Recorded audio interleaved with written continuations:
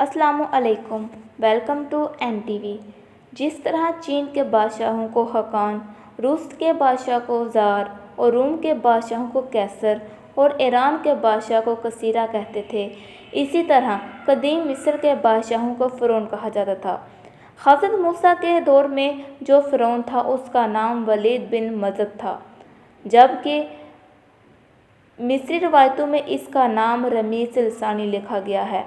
फ़िरौन खुद को न सिर्फ मिस्र का बादशाह बल्कि खुदा कहलवाता था और खुद को मुक़द्दस हस्ती ज़ाहिर करता था। वो अपनी आवाम से कहा करता था, मैं तुम्हारा सबसे बड़ा रब हूँ। वो नहायत ही ज़ालिम, सरकश और मुतकब्बिर था। वो लोगों की छोटी छोटी गलतियों पर सख्त तरीन सज़ाएँ देता था। फ़िरौन की हुकूमत में बनी इसराइल हालत बदतरीन थी, बदतर से बदतर हालत थी उनकी। उनसे मिस्र के तमाम हकूक़, तमाम अहदे छीन लिए गए थे और इन पर किब्ती लोग बेइंतहा जुल्म और सितम ढाते थे। बनी इसराइल की तादाद 3 लाख होने के बावजूद मिस्र में इनकी हैसियत सिर्फ गुलाम की थी। फ़िरौन ने यह हुक्म जारी किया था कि लोग इसके आगे सजदा करेंगे और बनी इसराइल में से जो शख्स भी सजदा करने से इनकार करता, उसे खोलते हुए तेल में डाल दिया जाता। अल्लाह ने हज़रत मूसा को मबूस किया। उन्होंने फ़िरौन को दावत तौहीद दी, उसे सरकशी और मुतकब्बिर से तौबा करने को कहा। हज़रत मूसा और हज़रत हारून रज़ियल्लाहु अन्हा दरबार फ़िरौन में गए और फरमाया, हम दोनों तुम्हारे रब के रसूल हैं और हमारे साथ बनी इसराइल को जाने दो और सलामती उस आदमी पर जो राह हक़ की पैरवी करे। फ़िरौन कहने लगा, तुम्हारा रब आलमीन कौन है? हज़रत मूसा रज़ियल्लाहु अन्हा ने कहा, वो आसमान और ज़मीन का रब है, अगर तुम्हें इस बात का यकीन हो।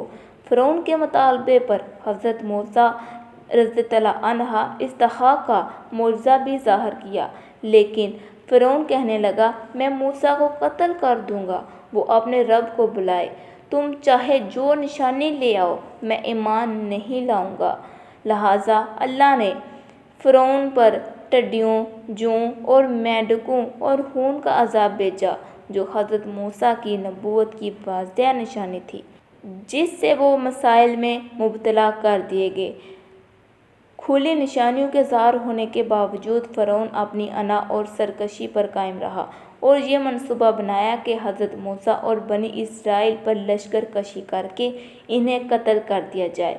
लिहाजा अल्लाह ने हज़रत मूसा को वही के ज़रिए हुक्म दिया कि वो रातों रात बनी इसराइल को लेकर मिस्र से फ़लस्तीन को निकल जाएं। लिहाजा आप बनी इसराइल के साथ निकल पड़े। इधर फ़िरौन अपनी पूरी लश्कर को जमा किया और आपके ताक़ुब में निकल पड़ा। शाम के वक़्त तक वो बहर अहमर के किनारे पहुँच गए। अल्लाह ने कुरान मजीद में इस तरीही वाक़या को कुछ यूँ बयान किया है, बस उन्होंने सुबह का उजाला होते ही इनका पीछा किया।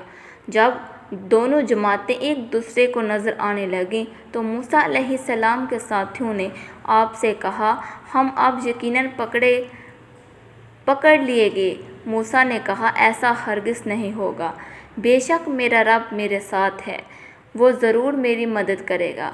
तो हमने मूसा को ज़रिए वही कहा कि आप अपनी लाठी समंदर के पानी पर मारें और समंदर 2 हिस्सों में फट गया और हर एक हिस्सा एक बड़े पहाड़ की मानद हो गया। हम दूसरों को भी इसके करीब ले आए और मूसा और इनके तमाम साथियों को हमने बचा लिया, फिर दूसरों को डुबो दिया। यकीनन इस वाक़या में एक निशानी है। फ़िरौन और इसका लश्कर पानी में गर्क हो गया और अज़ाब इलाही का शिकार हो गया, जबकि अल्लाह ने हज़रत मूसा अलैहिस्सलाम और उन पर ईमान लाने वालों को निजात अता फरमाई। दुनिया में फ़िरौन को समंदर में गर्क करके सज़ा दी गई। आखिरत में इनके लिए शदीद तरीन अज़ाब होगा, जैसे कि कुरान मजीद में अल्लाह ताला ने फरमाया है, और फ़िरौनियों को बुरे अज़ाब ने घेर लिया। वो सुबह शाम जहन्नम के नारे जहन्नम के सामने पेश किए जाते हैं और जिस दिन क़यामत आएगी अल्लाह तबारक व तआला फरमाएंगे कि फ़िरौनियों को सबसे ज़्यादा सख्त तरीन अज़ाब दिया जाए।